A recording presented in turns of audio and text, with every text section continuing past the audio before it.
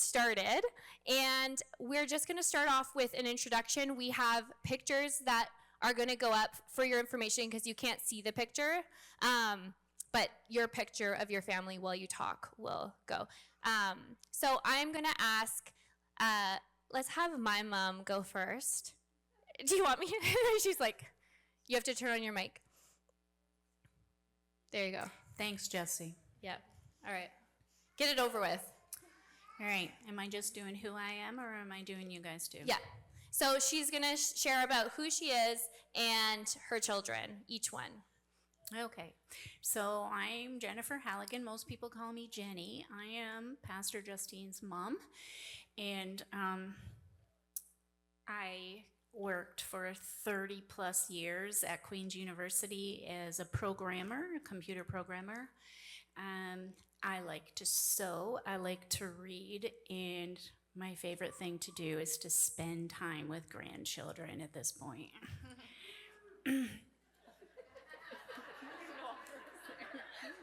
Yep, that'd be one. He's my first. So children, Colleen, is the picture up there? Yeah, okay. So my oldest is Colleen. She's standing on the right side of the picture. Well, yeah. Anyway, she is a teacher, and she always loved school. Colleen is the one who didn't like to miss school. She wanted to be there all the time. In fact, when she was studying, I think she's got 3 different degrees. When she was studying, she said, I could just go to school forever. And then she became a teacher, so she got her wish. She has one little girl, Alice. Her and her husband and Alice live in Ottawa, so we go back and forth on the 401 a lot. All right. I'm going to enter. So we have to be short. We have a lot of questions. Okay. So that's why I got my mom to go first, because I didn't feel like I couldn't cut her off. So...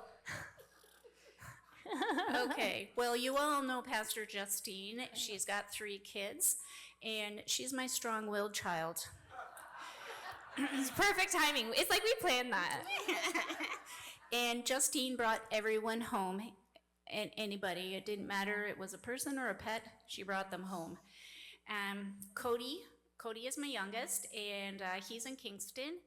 And he is a sensitive, funny man of integrity, and he works as a PSW. Go for it, Ruth. Hi, I'm Ruth. I forgot to dismiss the children. No, there's no youth after church, sorry. There is children's church. And the children's pastor has forgotten to dismiss the children. I was wondering why my son was still there, but I thought, oh, maybe he just wanted to stay upstairs and watch. So children, there is kids' church. You can, Oliver, that's fine. Just don't talk. All right, sorry. Kids' church. Lindsay was rocking a baby on the side, but I was like, is it that there's no nursery helpers down there?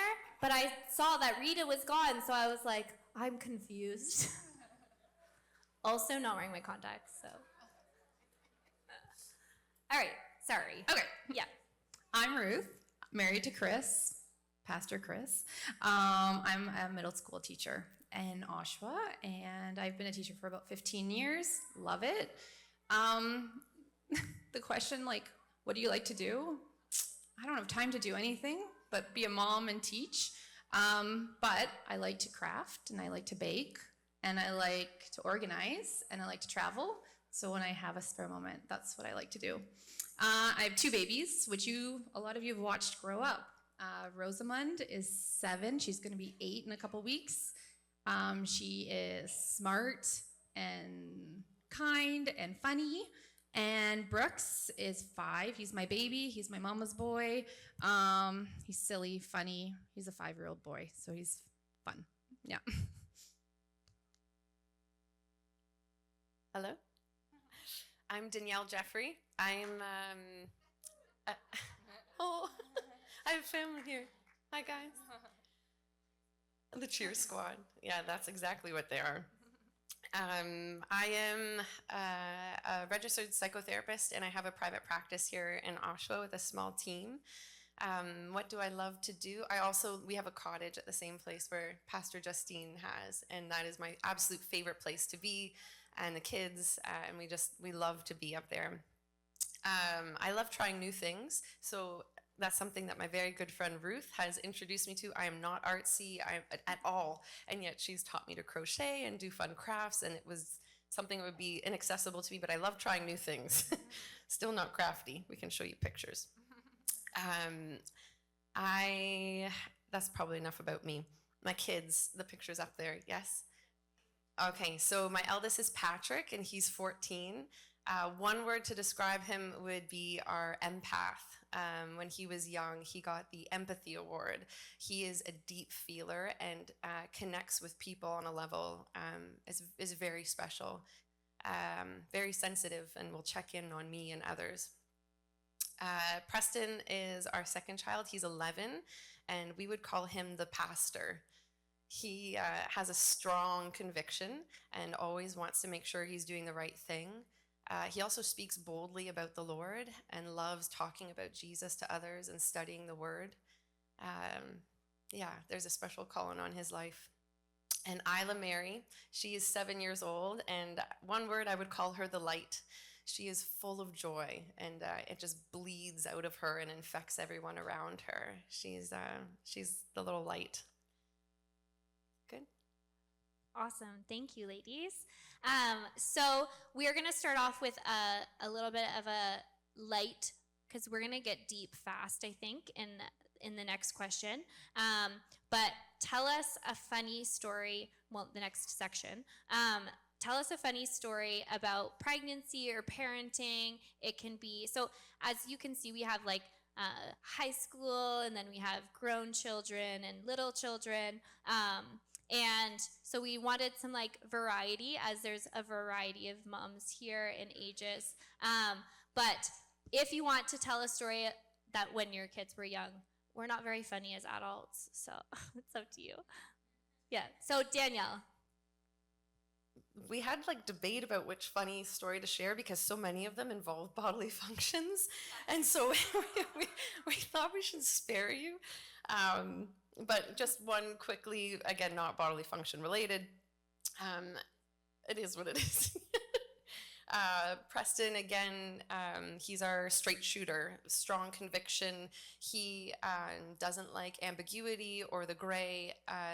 Patrick got the Empathy Award in school. Preston got the Honesty Award, and I think sometimes even too honest.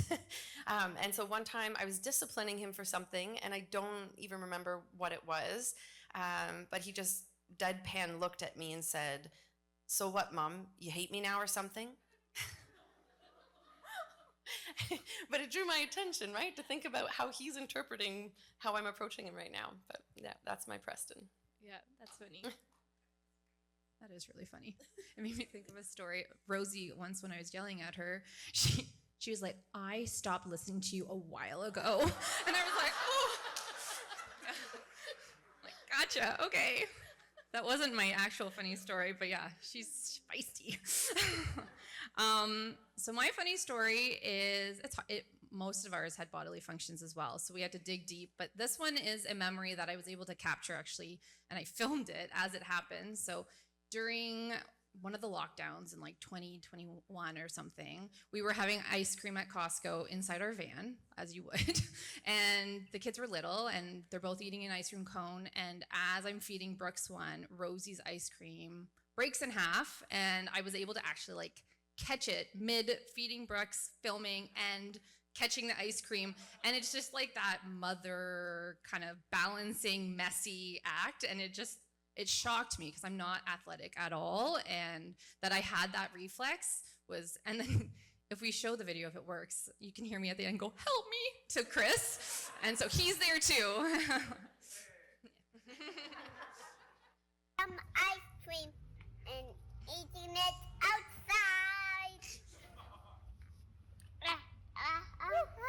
I barely up and down. I think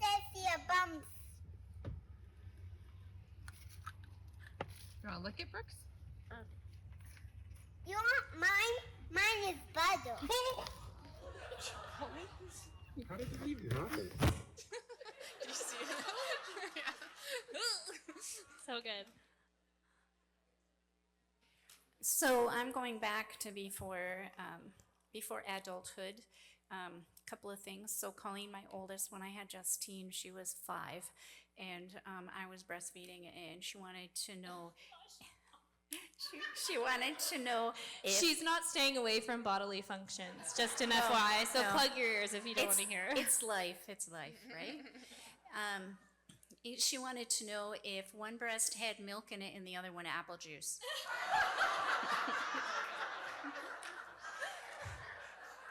And the answer is Of course, no.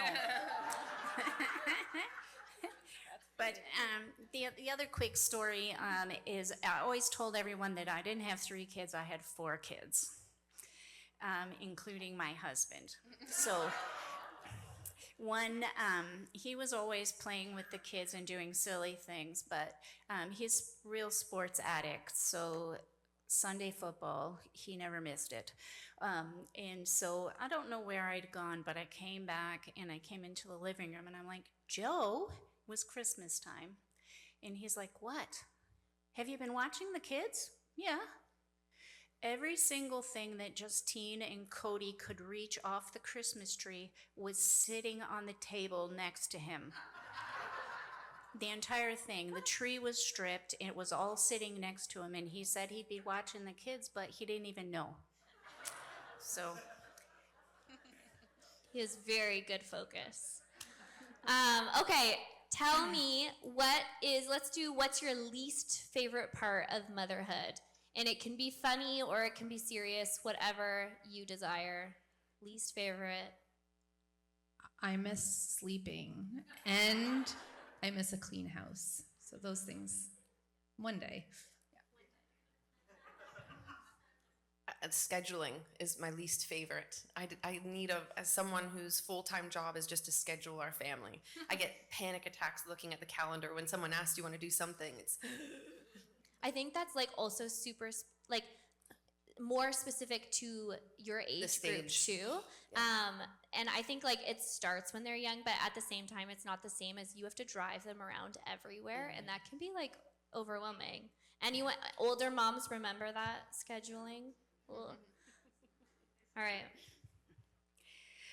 for me, the hardest thing is the older your kids get, the less you can help them.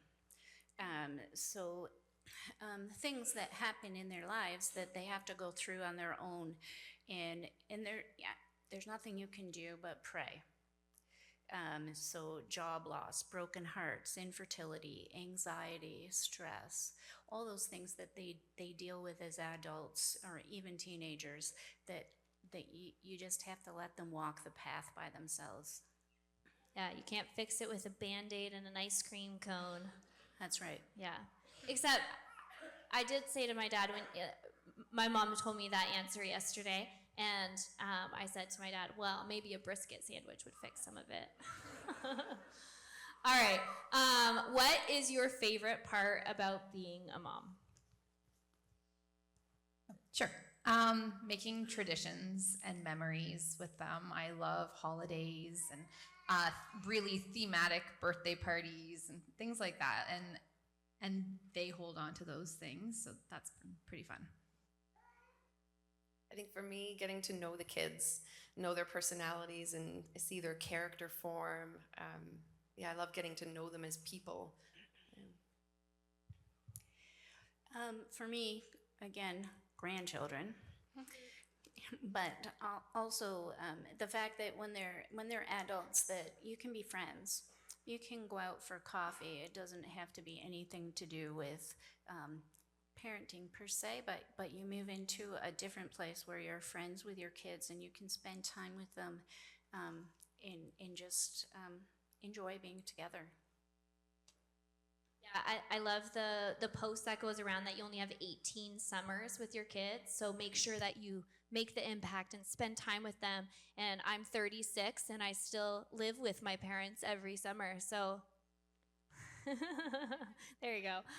Okay, so what do you remember your mom or mother figure, because we also have spiritual moms, doing that impacted your walk with God? So that's like a bit of a deeper question. And it's also fun for like us to reflect on those questions too as we ask them. But You want me to go first? sure, go for it. So I have, well, for almost half my life now, I've had two moms. I have my biological mother and my mother-in-law. My grandfather used to say mother-in-love rather than mother-in-law, and so that's what we like to say too. Both of them are incredible women of God. They pursue the Lord and they pursue excellence in their home and in their families. And there's so many similarities between them, and then there's very stark differences as well. And it's like there's this complementary relationship or expression of the character of God in both of them. And so it's given me such balance. So my mom, Olga Shoshenko, if you know her, you know that she is the epitome of grace. She is a meek and humble woman, and growing up, there was always a sense of safety. No matter what I was feeling, if it was fear or pain or hurt or loss or joy, anything, she felt it with me. I could feel her feeling it with me. And so that gave me such a sense of security. And it just reminded me of the comfort that I get from the Father as well, that He is always with me. And my mom provided that for me. She's also a incredibly generous and caring woman. So growing up, we always had someone staying with us. She worked as a nurse before we were born. And so she was always nursing someone back to health in our home and taking care of them. It was open doors. Everyone was welcome, and she took care of everyone. I remember one time her wallet was stolen, and her immediate reaction was, oh, maybe they needed that money more than I do. Like, that's just genuine within her. That's who she is. And so that's really inspired me. I'm talking too long. Okay, I'll go. Oh, okay, sorry. Yeah, okay, it's the ear pull. I'll watch for it. Okay, my mother-in-law, Julie Jeffery. This is one of the strongest women I've ever known. She raised 4 boys exceptionally well, and she wouldn't take any credit for it if you asked her. She every day would be on her knees, warring in the Spirit. She would study her kids. She'd get to know them in all the details and then go on her knees and war in the Spirit. She is a bold woman and speaks boldly truth. She's unashamed to talk about the gospel or to tell anyone what they need. And I'll talk about her a little bit later also, about specifically how that impacted me. But it's inspired me to be bold in my faith. And she knows the authority she has in Christ, and she walks in it, and she teaches us all how to walk in it. She's an incredible teacher. That was really good. So my mom is like a servant's heart. My mom will do anything for anyone who's in need. And so just that example of how she worships God in her life and how she goes through, but she's very stable, steadfast in her faith. And so as I grew up, my parents were missionaries in Colombia, and then they moved back to Canada, had me. We were going to a Baptist church, and then we moved to a non-denominational church, and then my dad added on the Vineyard Church, and then my dad stopped going to church and then took us out, and then my mom kind of made a decision like, no, we're still taking the kids to church. So she went back to church, and that, I think, as I've been thinking through this, really triggered something that I had to take like an ownership of my faith and not just follow my parents. I was 14 at the time. So at that moment, I actually decided I need to find a church that has a youth group. So we were going to a very small one that didn't have any kids. And that's when I kind of like took lead in the life I was going to live and who I was going to follow, and that's Jesus. And I started going to a youth group, and I actually met Chris there. We didn't figure it out for about 10 years, till after 10 or plus years, and that we were supposed to be together. But yeah, my mom really just graciously like guided me in like this very like, it's nothing like, she's not super like bold or anything, but it was just like a knowing and a feeling that she kind of passed on to us, which is pretty cool. Yeah. For me, it was my grandmother. And my parents were not saved. In fact, I wasn't saved until I was an adult with kids of my own. But my grandma was Christian Missionary Alliance, and she went to church, and I remember staying at my grandma's house, and you did not go to bed without saying prayers. And I remember watching my grandmother over and over and over again kneel by her bed and praying for every single, and she had a big family, every single one of her children, their spouses, her grandchildren, their spouses. And that affected me. And when I was saved, I remember praying and having a time with God and asking him to instill within me a solid, consistent faith, a rock that my family could lean on, so that I could be a source of God's love in their lives. So that was my grandma. And I'm going to share, too, that one, because my mom was here. But I loved that video because what I feel was really important for me, because I was someone with a strong personality and wanted to do my own thing and go my own way, especially in high school. I struggled with, like, which path do I want to be on? And even in the middle of the struggle of maybe I want to be in the world, my mom was always, I'll love you no matter what. Hey, if you end up knocked up, I'll love you no matter what. And that was really important, that she forgave me for not necessarily... I wouldn't have used knocked up. No. But she would say things like that because that's like the worst thing that could happen, right? You know what I mean? Like that's what everyone says, right? Anyway, I digress. But to know that safety, like Danny was talking about, that I am accepted, and that's God's love for us, is that safety and security that, you know what, you make a huge mistake, you don't need to run except into God's arms. So yeah, I think that's a huge part of motherhood, is that loving. I tell Oliver all the time, you know, I'll love you no matter what you do, no matter what, I'll always love you. You make a huge mess, and I'll love you. So, what has motherhood taught you about God? So I gave you some different things that you could focus on, but I'm just going to leave that question open and whatever you guys want to focus on. But what has motherhood taught you about God? Whoever wants to go first. I think, like, to tie in with what you just said, that unconditional love.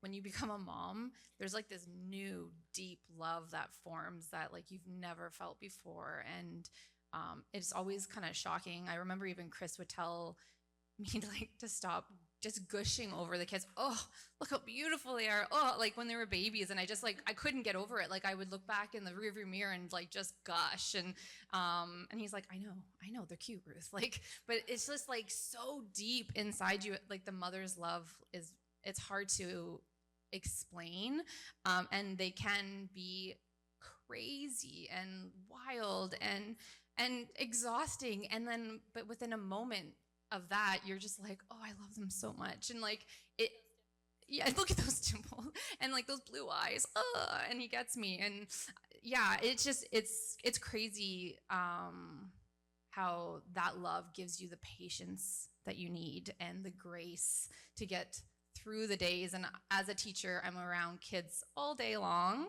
and my own children come to my school, so I'm actually never alone ever. They still barge into the bathroom too. So like I'm never alone. And so it's those, yeah, just praying for peace and calm and patience, which some days we don't always have those, but it's what we're striving for. Yeah, for me, it's forgiveness. And the reason why, any of you have children, how do you feel when someone hurts your child? You don't feel very good. You don't have very good feelings toward that person. And in some cases, as my husband would say, I'd like to kill him. But but the thing is that you can't do that. And so you have to take a different perspective, and you have to love that person, whether it's another child or an adult, with God's love. You have to forgive them. You have to try and understand maybe where they were coming from. Colleen had a little girl who hit her in grade 1, and not just once, but multiple times. And that, of course, didn't make us very happy.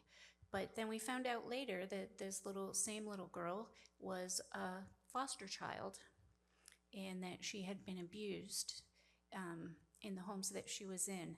And so you just never know where a person is coming from. And I don't think that this applies just to your own children. The feeling obviously is stronger, but everyone is a mother to someone or a dad.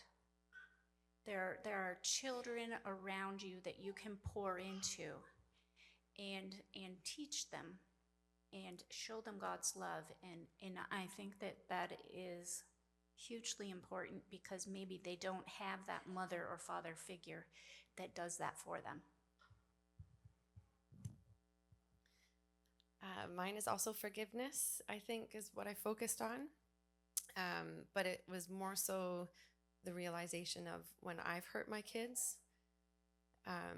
So a few years ago, we went through some psychoeducational testing with our eldest, with Patrick. At that time, he was really struggling at school, both academically and socially. So he, in his grades and then also with kids, he would regularly come home in tears from some misunderstanding that was happening.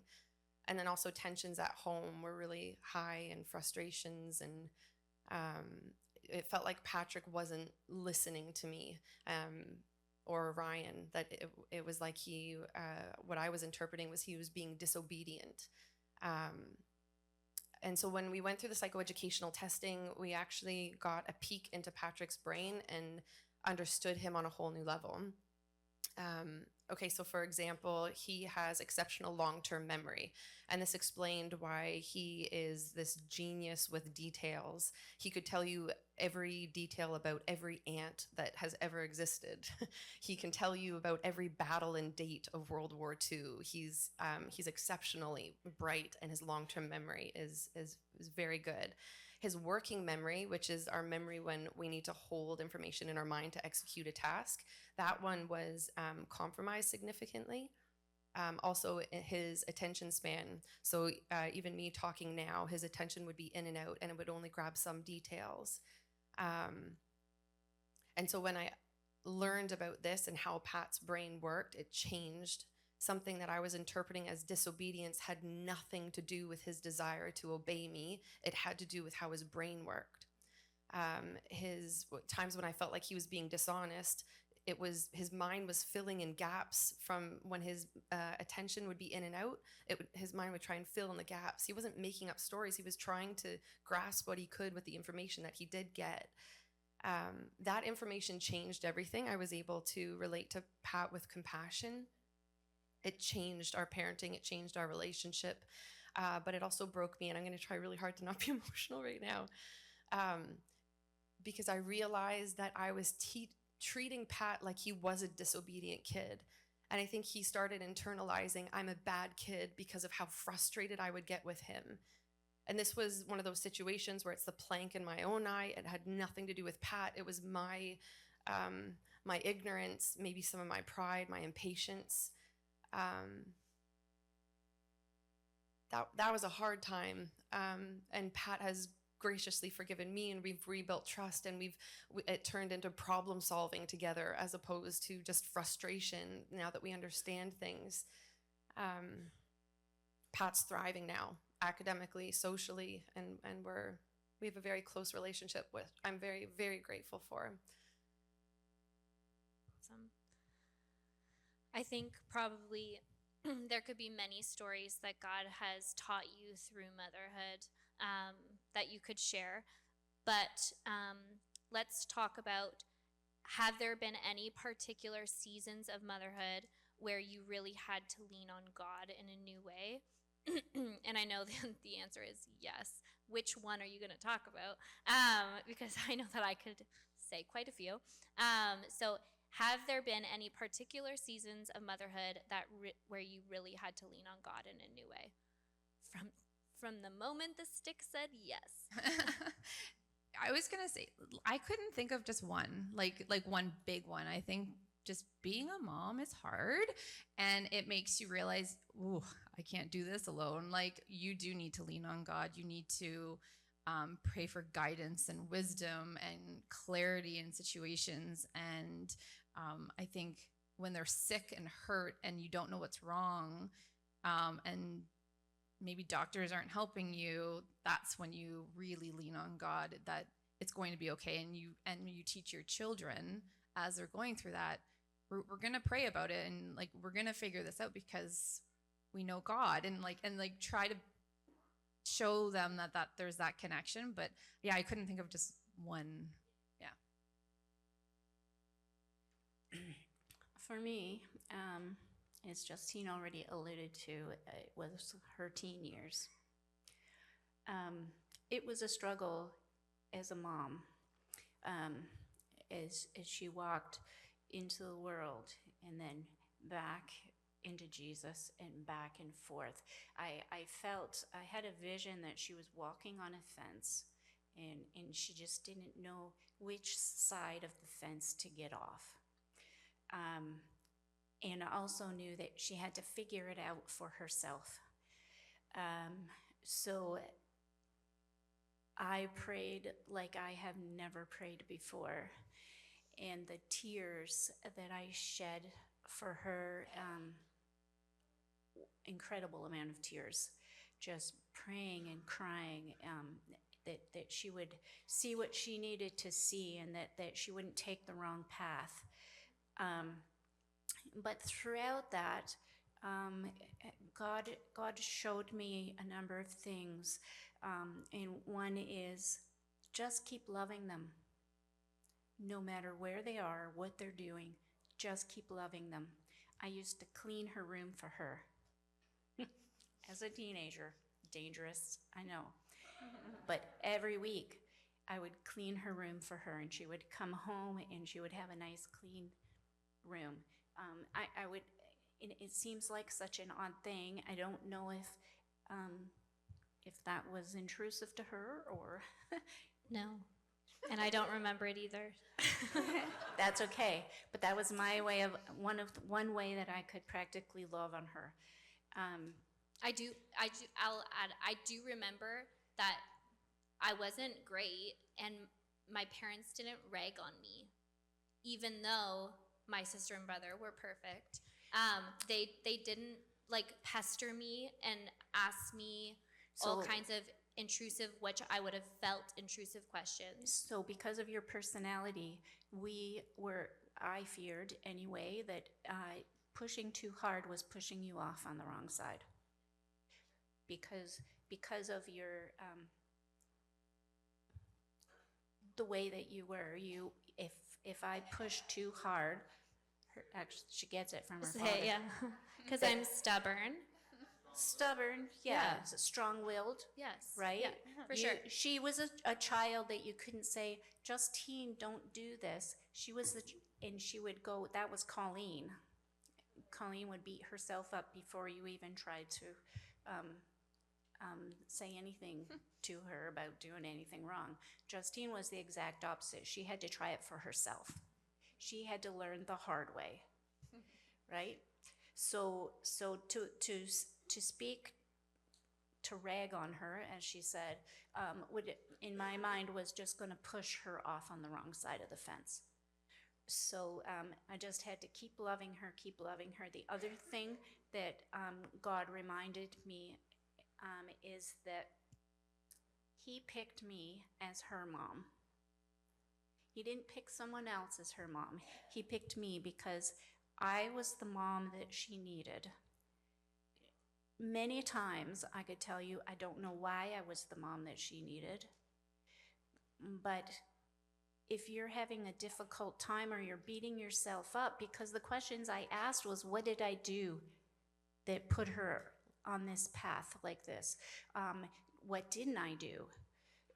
What things did I do right? What didn't I do right? I questioned myself throughout the whole entire thing, and God was,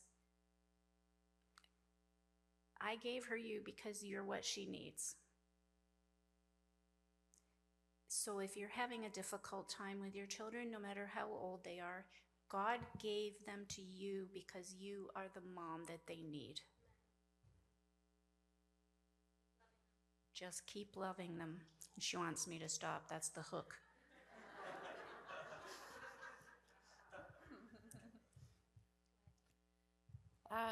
So for me, one of the challenges that stuck out was just the beginning of motherhood. We had moved to Calgary 2 weeks before before Patrick was born. I didn't have any family, friends, knew no one. And Patrick came, Ryan and I got pregnant quite early into our marriage. And so it was not necessarily how we were planning and intending things to go. And so there was a lot of adjustment for me all at once. And like most moms, I'm sleep deprived and getting used to this little dictator that commands every moment of my day, and that took a toll on me. And so I actually got into a really dark place, and I developed postpartum depression. I remember times of sitting with baby Patrick in my arms, and he's wailing, and I'm just sitting there despondent and in a dissociative state, not being able to comfort him. And in my head is just swirling thoughts of how I'm wrecking him. I'm a horrible mom. I don't know what I'm doing. I don't know how to do this. How do I take care of this child? And those thoughts would just worsen that state, that dissociative state that I was in. I remember talking to my mom on the phone, and again, providing such a sense of security and safety, and she would just cry with me and love me and again, feel what I felt. And then I remember a conversation with my mother-in-law, and Julie, in her only Julie bold way,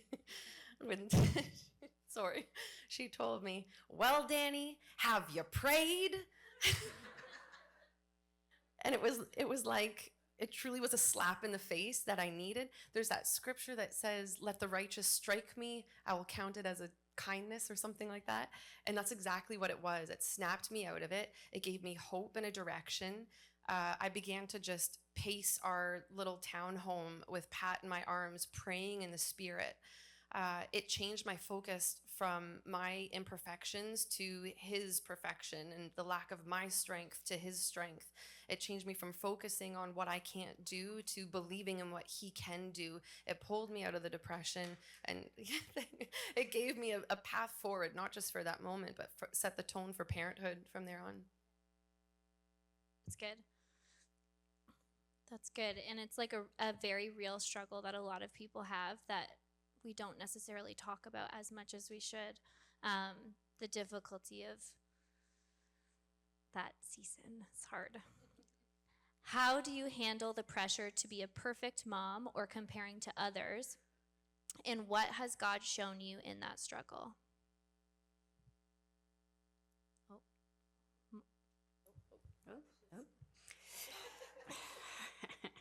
Who pushes the buzzer first? Yeah. First thing that we all need to know is that we aren't perfect.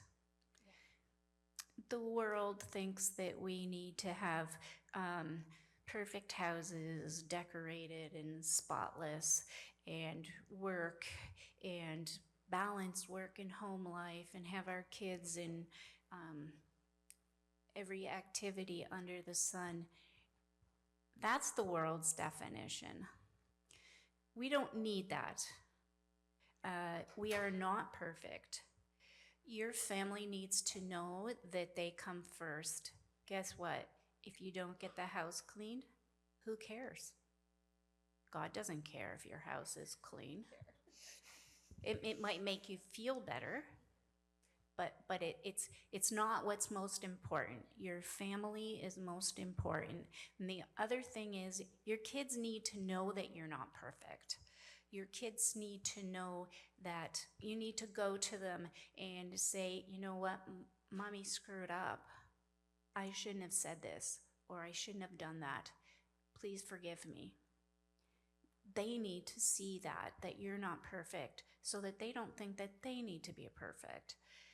And it's just, be open with your kids. With my oldest, I used to say, I'm really sorry, Colleen. This is the first time we've had to deal with this. You know, like, we're just practicing on you. So, you know, don't be perfect. And no matter what anybody tries to tell you, hang on to that you don't need to be perfect. You are perfect the way God made you. So in my mind, a mom did all the things. I had a stay-at-home mom, and so like that was like the concept I had. But I'm not a stay-at-home mom, so I've had to battle with that, like wanting to do all the things, like the cute lunch boxes and the crafts on the weekend and the baking, but then also like working a job that I don't just leave at work. I bring home work, but I also carry all my students with me as well. So it's heavy. And so I've had to like figure out, okay, so that whole idea that we don't have to be perfect. And I am a perfectionist, and I'm someone who needs, we joke about the clean house, but for me to be able to rest, I need it to at least appear orderly. So whether I'm not looking in a certain direction, like yesterday, the kitchen wasn't clean, but I wasn't in the kitchen. I was in the clean living room, and I felt okay. I said, Chris, we're just not going over there. Because for Chris, he needs to rest and then clean the house. And so, you know, that's fun. But that's... That will be a marriage panel. We'll both be up here. But I've learned, that whole, like, we do screw up, and our kids don't care. They still love me so hard. It's like they don't even bat an eyelash. I'll apologize, but and I'm so sorry, but like they've already climbed on top of me and are hugging me and wanting to be near me. And so it's like that they have that unconditional love for us too. Like they see that like we give them that comfort. So it doesn't matter if we didn't bake on the weekend, and they still will curl up and they just want that closeness. So like Rosie will say lately, because she's putting those thoughts like, Mom, you always are doing chores, and I wish you could just cuddle me more. And I'm like, oh. I said, well, you could help me with those chores, and then we could cuddle even more. And she like looks at me and she goes, I don't know. So we'll see. And I think that's why, like, how many grandparents do we have here? Grandparents, look at them all.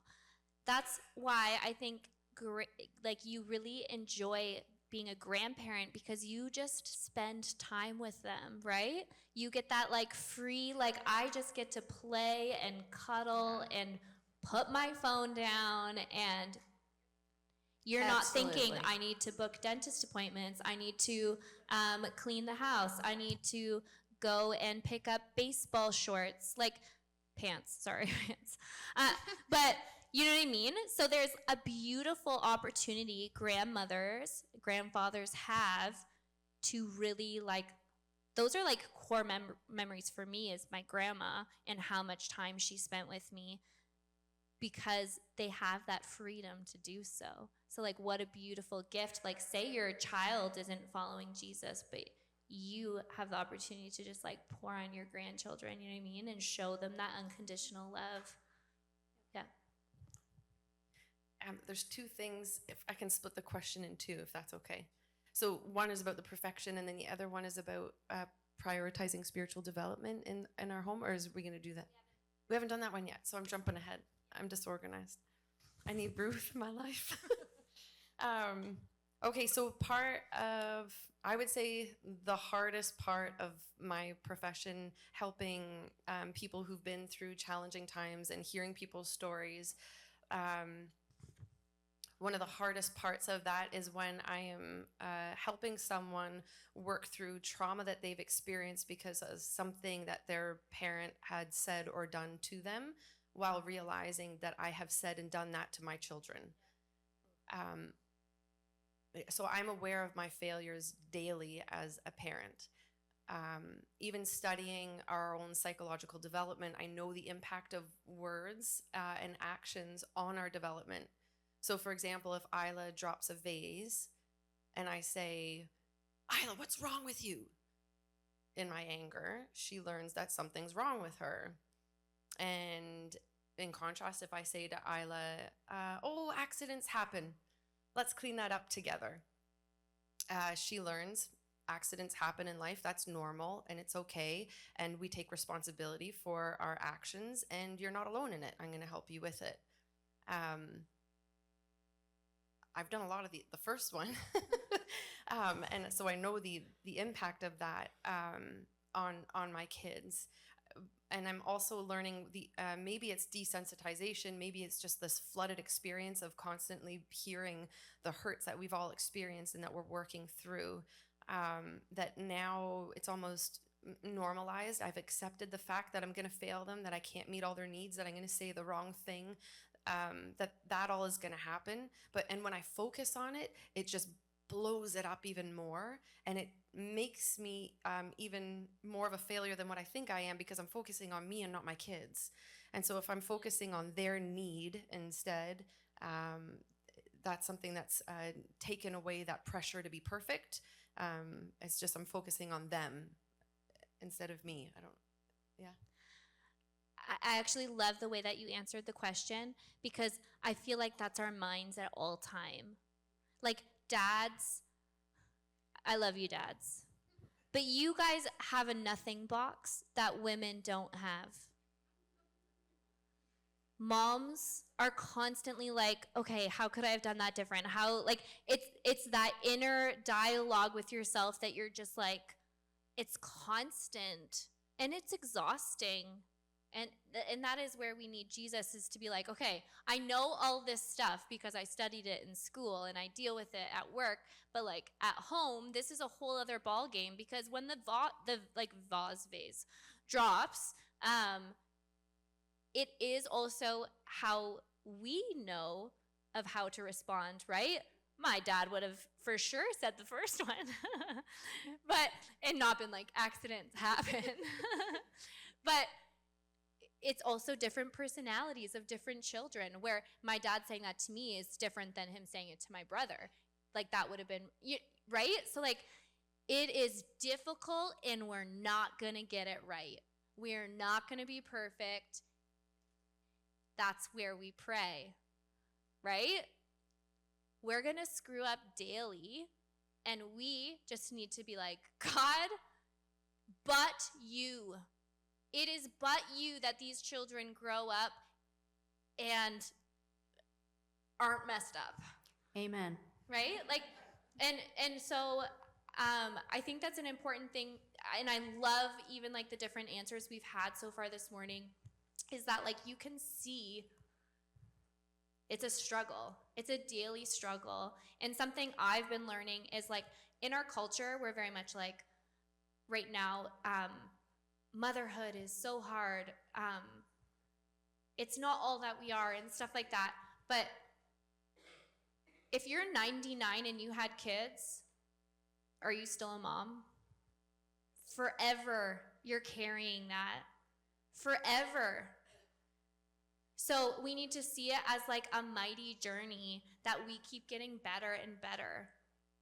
If your kids have moved out, it's not over. We still have a duty to pray for them and love them unconditionally. And I'm saying that as someone I get a 9-year-old, but like, I'm hoping that as I keep on growing, that I keep on becoming a more beautiful, more refined mother. You know what I mean? Even when your children are grown, I've gone to my girls after really pondering different things that have happened, and I've said, you know what? I'm really sorry for that back then. If I hurt you somehow or screwed up, I'm really sorry. Yeah, for sure. And it means still something, therapist. Does it still mean something when we apologize years later? I think that's part of the reconciliation and restoration process, and it's beautiful. I don't think it's ever too late for that. Again, I'm so grateful for the forgiveness Patrick has shown me and how we've been able to repair and get close. Yeah. Yeah. What's the time check, Chris? 44? All right, we're going to ask one more question and then close there. I'm going to pair them together, okay? So how do you stay spiritually filled so you can pour into your family with older children and younger children? And how did or do you encourage a home centered on Christ? So we're pairing those together. And that's our last question for you guys. Let me go first? Sure. Okay. So a few years ago, I disciplined myself to wake up early before the family to have that time alone with the Lord. And no longer is it a discipline now. I guess it's still a spiritual discipline, but it's something I crave. Yes, that solitude where I can just spend my time with the Lord in the early morning quiet is something I depend on to get through, both for my own spiritual growth, but like you're saying, how do I center my family? I think my family notices when I haven't had it in the morning. That's an important thing. And with we've done a number of things to focus the kids on Christ in our home and in our lives. So each morning, one of the kids will take turns leading us in devotions before we hop on the bus. And that's something we really prioritize. And then at nighttime too, they all have their own Bible reading, and we have over snuggles. We're actually in a season of transition right now, and this is what we feel the Lord is calling us to recenter Him in our family. So all of our kids are in competitive sports, competitive dance and soccer, and they play hockey and air cadets, and there's many things. It's been, when I said scheduling before, maybe some of you moms are relating and feeling the panic now. So much to the point where we can't actually manage it. So grandparents regularly help us out with drives, with drop-offs, because our Monday nights we have to be literally in 5 places at once. It's been quite a bit.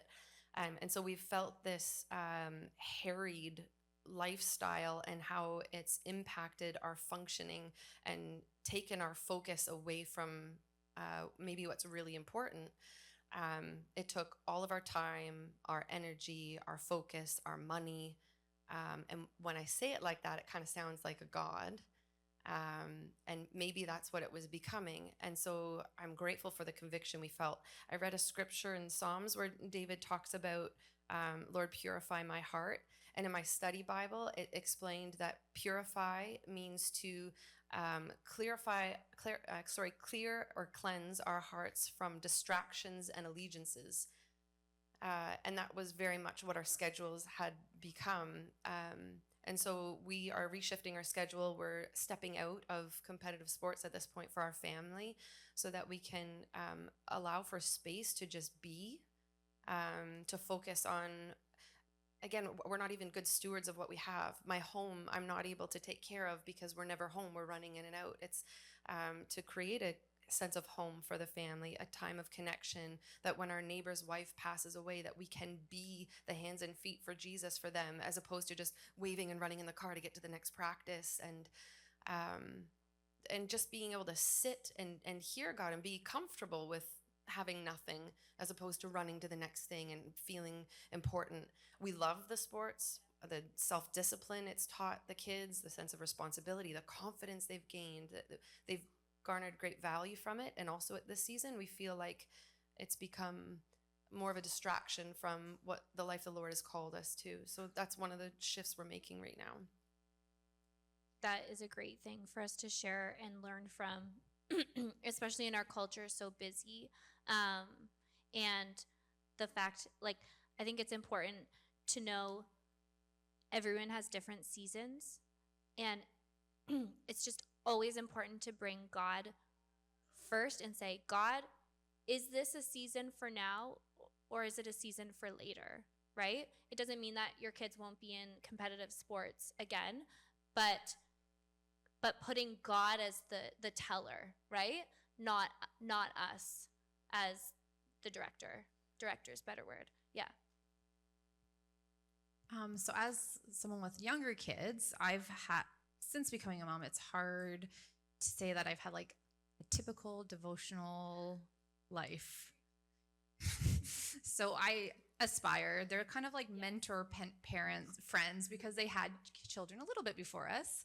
And so I aspire for that. But it seems like every time I wake up to have that quiet time, they wake up early too. Like they know. It's like, oh, I saw it in mom's schedule that she's going to wake up at 5:30 this morning, and there he is coming out. So it's like making those times. So like reading your Bible just together at bedtime or at dinner, or things like, or just having those conversations about how Jesus walked and lived, and that openness in our homes. And one way that I try to live is like, as a teacher, I teach at a lower income area, teach a lot of broken children, hurts, like a lot of hurts, and not all of them with two parents. Usually if I go through the roster, I would look, 3/4 of them live with just one parent.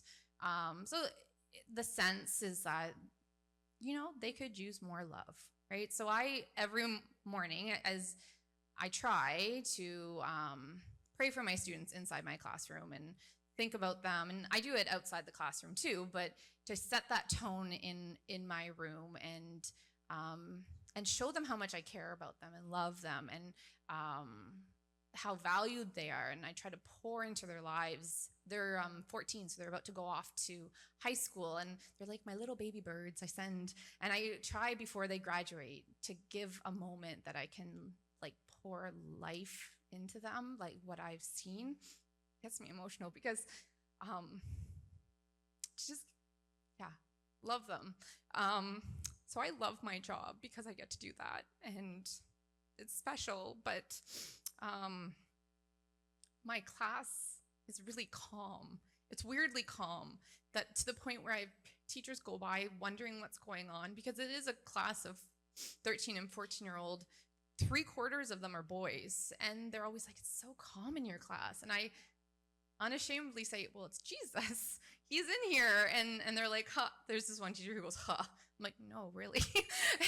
and then it's like, oh, okay. Like, and I really do hold on to that, because they're not like that for all the teachers and all the classes. And I don't think it's my teaching ability. I think it's what we've brought into the environment, and how I've said, you know what, God, this is our space. And I hope that they remember those moments. This year I've tried to bring in things that I think of as love, and it's baking. I see love when you're baking with your mom or a family member, or when someone gives you baked goods. Doesn't it feel like love? And so, yes. So we've started baking together, and these boys are like, what are we baking next? And they're all excited. And I've asked them, like, do you guys bake at home? And most of them know. And so before Christmas, we made cookies, and I was able to, somehow I had 14 aprons at my home, which is crazy to think. I know. I don't know how that happened. And my mom had a few more, so that we put aprons on all the students, like frilly aprons on like the boys. It was so fun. And we made cookies together, and they were able to bring some home to their family, and then we ate some, and just to have that community and like building that has been really cool. So I feel like this season of my life, my worship is seeing how I love my students, and show them that mother's love, but then also my own children. But that's important, yeah. That's awesome. For me, I have no kids at home. But quiet time is still important. But I am not a morning person. Not. I can't express that enough. Underline it, put it in bold. I am not a morning person. So I have my quiet time at night. And a lot of the time, my husband's even asleep. But I'll have that quiet time. I'm loving the Bible app that we're doing, and reading that. And I read that at nighttime, and do that. And prayer. I don't know. I feel like the older we get in God, we pray constantly. Like I pray, shoot up little prayers all day long. And I like playing Christian music in the house, and I just stream it. And the other thing that's been a huge impact on our family is our cottage, and it used to be a trailer at Lakeshore Camp. The kids all went to camp. In fact, I think that in Justine's teen years, that was a huge part of her staying with the Lord. Is every summer we would go and we would spend the 2 months of the summer, and coincidentally, I ended up being off summers at that point, rearranging my schedule to be off, and we would go and we would spend 5 weeks at the cottage, and she would be immersed in God and the Holy Spirit and Christian friends, and then we'd go back home, and the next summer we'd be back there. The weave she's talking about was camp, back to school, camp, back to school, Yeah. camp, back to school. But and so now we live like less than a kilometer from the cottage, and people say, well, you're going to sell your cottage? And I'd be like, no. Why would I do that? Because my kids can come with their kids, and my grandchildren can now experience the peace and the immersion of being there and get the benefit of that. So, yeah, it's been huge in our lives. For sure. LPC, if you're interested. Forever. Okay. So, wasn't that amazing? I'm so proud of all three of you.